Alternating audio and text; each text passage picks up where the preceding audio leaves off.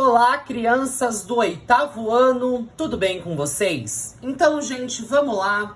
Vamos continuar aí os nossos estudos de quadriláteros. E para a aula de hoje eu trouxe algumas propriedades relacionadas aos paralelogramos. Dando uma retomada, os paralelogramos são aquelas figuras geométricas que têm dois pares de lados paralelos. Além disso, eu tenho três tipos de paralelogramos principais. Eu tenho os retângulos, que são aquelas figuras que têm todos os ângulos iguais. Eu tenho os losangos, que têm todos os lados iguais. E eu tenho os quadrados, que têm todos os ângulos e todos os lados iguais. Pensando um pouco nas diagonais desses paralelogramos, eu tenho algumas características específicas. Então vamos lá. Quando eu tiver um retângulo, eu tenho que pensar que as diagonais dele são congruentes. Ou seja, peguei aqui o meu retângulo, tracei as duas diagonais.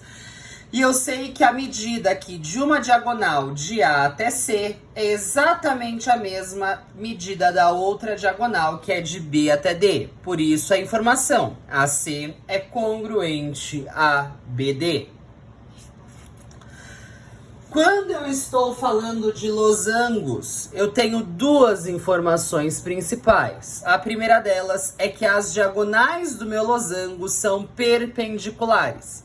Então, desenhei aqui o meu losango e as diagonais. Eu tenho que saber que os ângulos formados aqui entre as diagonais são de 90 graus. Não vamos esquecer que quando são perpendiculares, formam um ângulo reto de exatamente 90 graus. Além disso, eu tenho que saber que essas diagonais dos meus losangos agem como bissetrizes dos ângulos dos vértices. Então, olhando aqui esse ângulo formado do lado A, no vértice A, a hora que eu traço a minha diagonal, essa diagonal ela vai servir como bissetriz.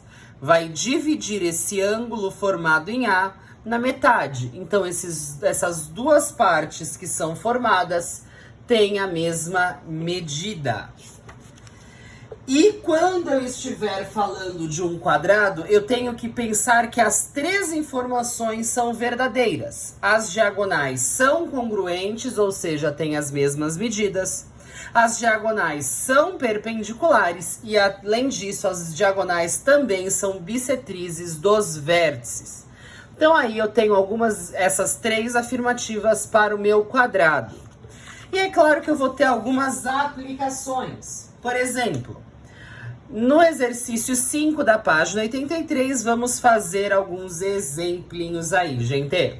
Então, eu tenho aqui um retângulo, ele pede a medida do ângulo B e do ângulo A e dá essa medida de 57 graus.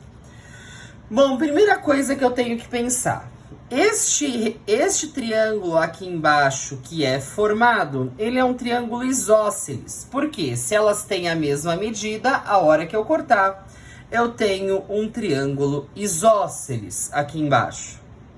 Se eu lembrar do triângulo isósceles, eu preciso lembrar que todo triângulo isósceles tem os ângulos das bases da mesma medida. Então, se este ângulo tem 57 graus, este ângulo também tem 57 graus. E eu também preciso lembrar que se esse ângulo aqui é o B, esse ângulo aqui de baixo também tem a mesma medida, porque eu tenho que lembrar que eles são ângulos OPV, ou opostos pelo vértice. Se eles estão formando um triângulo aqui embaixo, a soma dos ângulos internos é 180. Então, 57 mais 57 mais B tem que ser igual a 180. Se eu quero saber a medida de B, é só fazer 180 menos 57 menos 57. Eu vou obter uma medida de 66 graus. Então, eu sei que a medida desse meu ângulo representado pela letra B é exatamente 66 graus. Além disso, eu preciso lembrar que, olha essa construção de B junto com A. Eles estão formando uma meia-lua, ou seja, juntos eles estão formando 180 graus. Então, quando eu somar B mais A, vai dar 180. 66 mais A é 180. O A é 180 menos 66.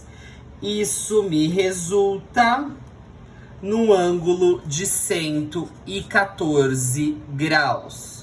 Então, utilizando as regras que a gente está aprendendo agora, as regras de ângulo que vimos no começo do ano e as regras de triângulos que vimos também no começo do ano, ou as de triângulo que vimos no capítulo passado, nós conseguimos encontrar os valores desses ângulos. E fiquem atentos, gente, quem não lembra dessas regras, dá uma revisada no caderno, dá uma revisada nos módulos anteriores e se tiver dúvida, falem comigo, para a gente poder prosseguir com esse conteúdo sem problemas lá atrás. Vamos dar outro exemplo. Eu tenho um losango, ele quer as medidas dos ângulos A, B, C e D e só dá esse ângulo de 70 graus. Bom, primeira coisa, se eu sei que a diagonal de um losango é bissetriz, eu tenho que saber que este ângulo aqui é igual a esse. Então, ele também mede 70 graus.